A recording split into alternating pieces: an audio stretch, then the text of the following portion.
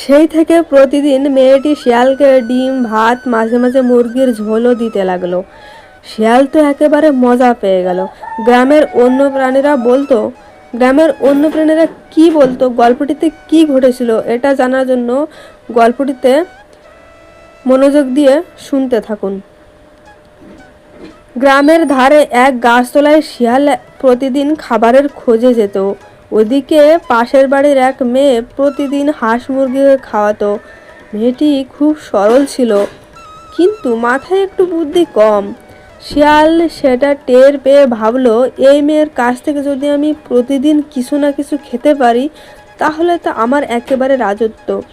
একদিন শিয়াল মেয়েটির সামনে গিয়ে বলল, বৌদি, তুমি কি জানো আমি কথা বলতে পারি? মেয়েটি অবাক হয়ে বলল, আরে শিয়াল কি আবার কথা বলতে পারে নাকি?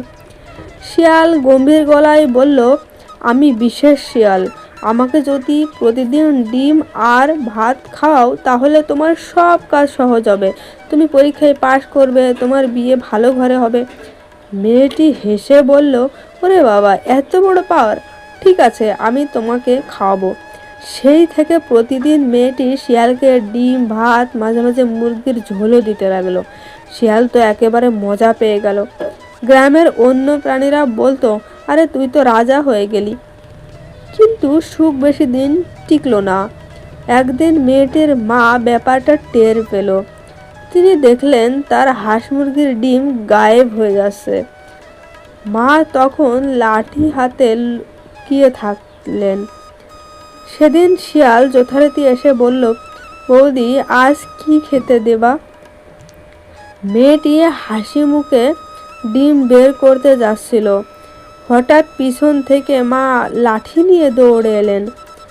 মা চেঁচিয়ে বললেন, আরে মূর্খ মেয়ে, শিয়াল তোকে বোকা বানাচ্ছে।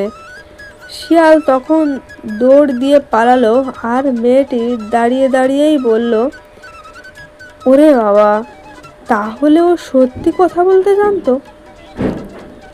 গ্রামের সবাই যখন ঘটনা শুনল, তখন এত হেসেছিল যে মাটিতে লুটিয়ে পড়েছিল।